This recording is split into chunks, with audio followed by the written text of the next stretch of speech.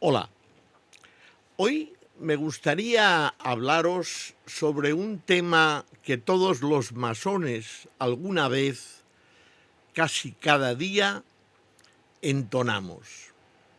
Es decir, una frase, un término, una invocación, decidle como queráis. El título del vídeo, que quede bien claro, es contundente. ¿Sabes lo que es el gran arquitecto del universo? ¿Sabes lo que es el Gadu? Claro, todos los masones, ya digo, tenemos esta acepción, esta concepción a nuestra manera. Todos, cada uno de nosotros, somos diferentes. Me he hecho una pequeña escaleta. Platón nos habla de un obrero divino que organizó el universo como la obra más bella y perfecta.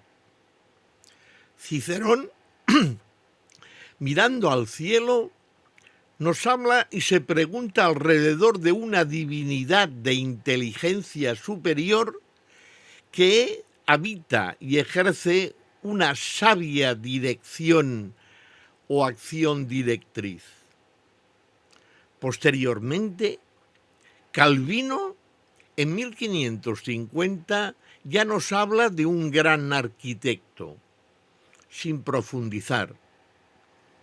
Descartes, en sus meditaciones filosóficas, nos habla no de un gran arquitecto, de un gran relojero. Voltaire, alrededor del reloj, posteriormente en sus versos, nos dice que el universo me avergüenza y no puedo pensar que este reloj exista y que no haya alguien, un gran relojero, cuidándolo y mesurándolo.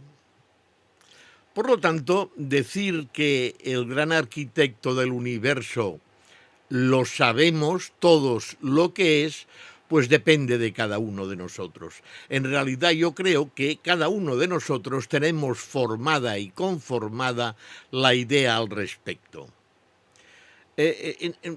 ¿Cómo nace para los masones, ya que estos que os he dicho, algunos no tienen nada que ver con la masonería? Yo diría que todos, ¿no?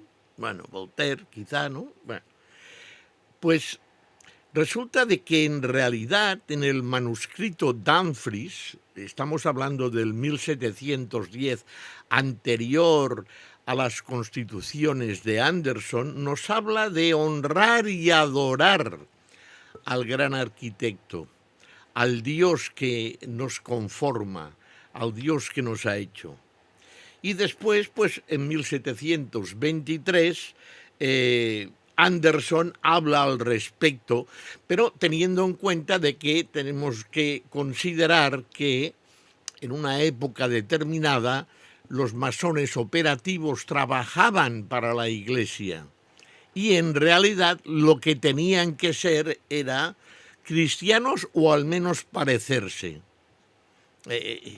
Era su sustento. No iban a aparecer ante la Iglesia como unos irreverentes, como podéis comprender. Por lo tanto, yo creo que entre el teísmo y el deísmo también puede ir la cosa.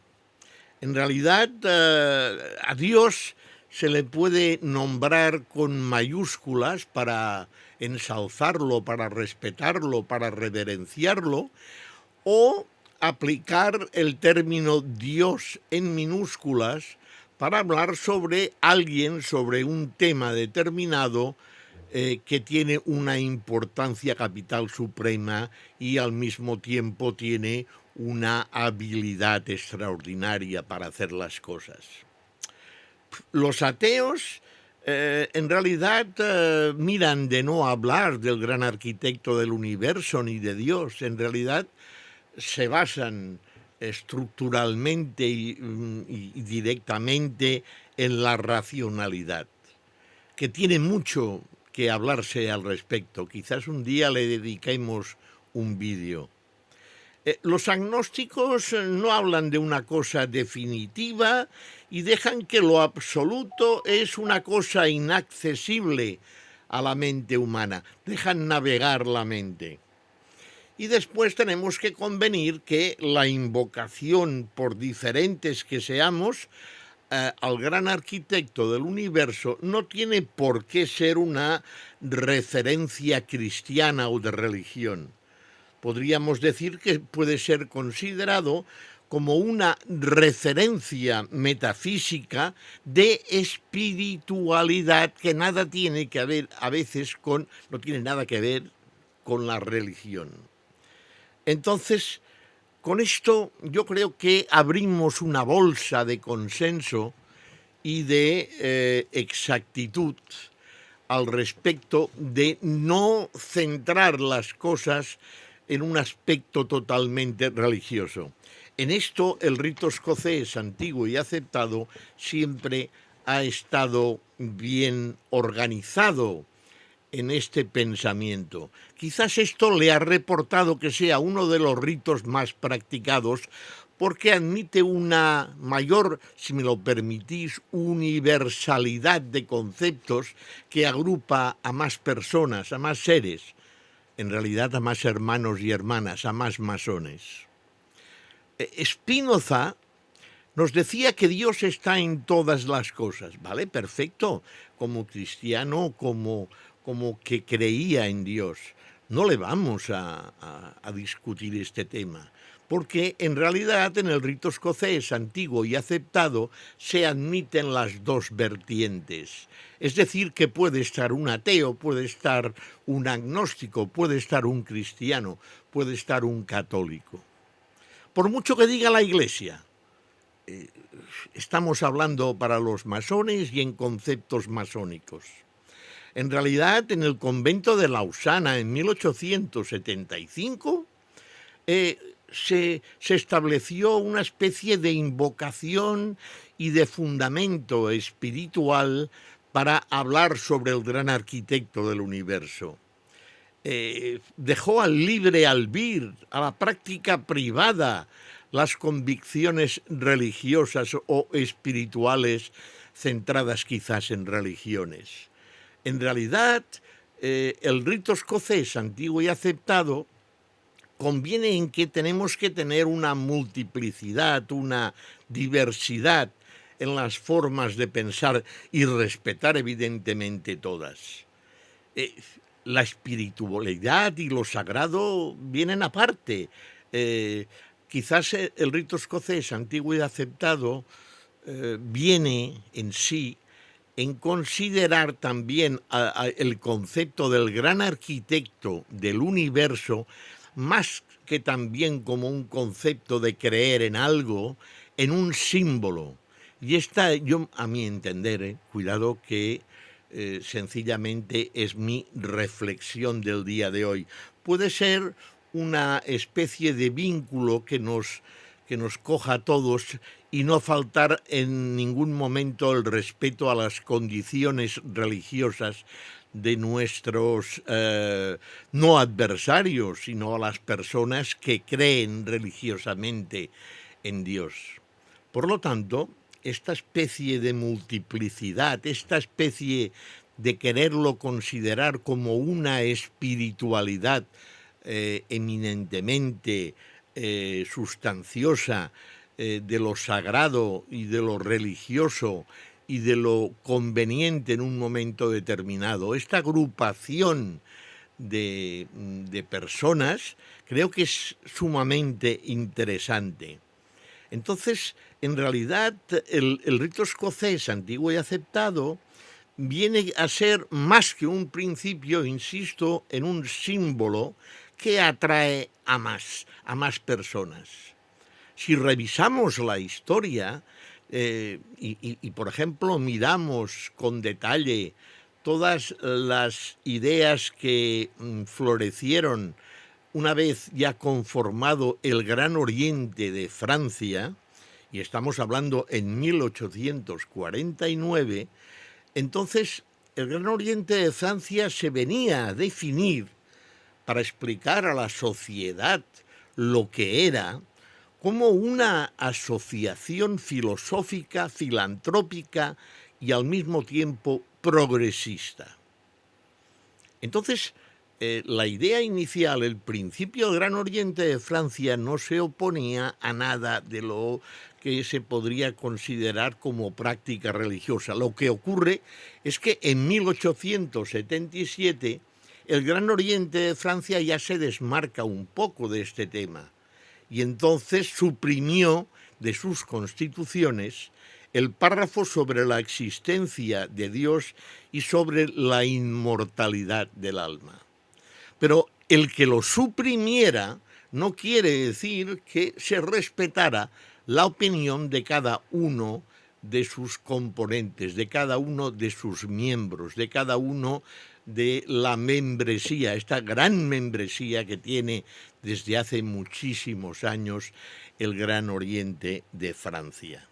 Por lo tanto, esto es yo creo que viene a ser como lo que en 1875 en el Congreso de Lausana se llegó más o menos a vislumbrar, ¿no? Que era un principio creador al respecto del conocimiento universal del gran arquitecto del universo.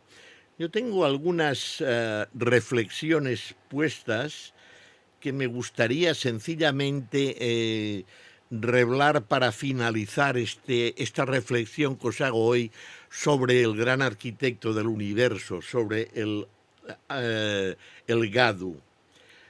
Dice, me ha gustado esta referencia y os la quería transmitir. Dice, un ateo no cree en la existencia de Dios en singular o de dioses en plural.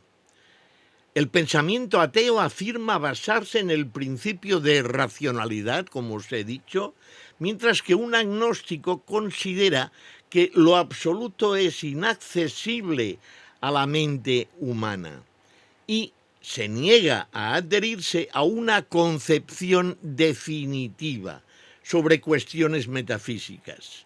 Sin embargo, este agnóstico considera que las religiones pueden ayudar a garantizar un mínimo de orden y de cohesión social. Y esto es interesante. El agnóstico reconoce fácilmente que cada uno tiene la libertad de practicar si o como lo desea. Esto creo que también es interesante para definir el agnóstico del ateo. Por lo tanto, por muy diferentes que seamos, podemos elegir trabajar para la gloria del gran arquitecto del universo. Esta es mi idea, esta es mi concepción. La invocación al gran arquitecto del universo es rica en significados. Vincula el compromiso, la iniciación, la búsqueda de lo inmaterial trascendente. Es decir, más allá de lo perceptible y por lo tanto más allá de las posibilidades de inteligible. Una vez más, podemos ver que la trascendencia no es la prerrogativa de las religiones, como algunos falsamente nos pueden decir. Para mí, se opone a la inmanencia de los estoicos o de Spinoza, ya que son representativos de unas filosofías para las que lo divino está presente en todas las cosas. En fin, en otras palabras, la inmanencia caracteriza todo lo que tiene su principio en sí mismo, pero también al mismo tiempo la trascendencia tiene una causa externa o superior que nos hace pensar en las cosas. Esto más o menos es la idea que os quería reflejar hoy, estas reflexiones. Por lo tanto, creo que el título del vídeo, ¿Sabes lo que es el gran arquitecto del universo?, nos tiene que hacer pensar y reflexionar. Me gustaría aquí abajo vuestras opiniones. Así de esta manera, en fin, cruzamos ideas y reflexiones. Muchas gracias. Y recordadlo, todo está por hacer y todo es posible.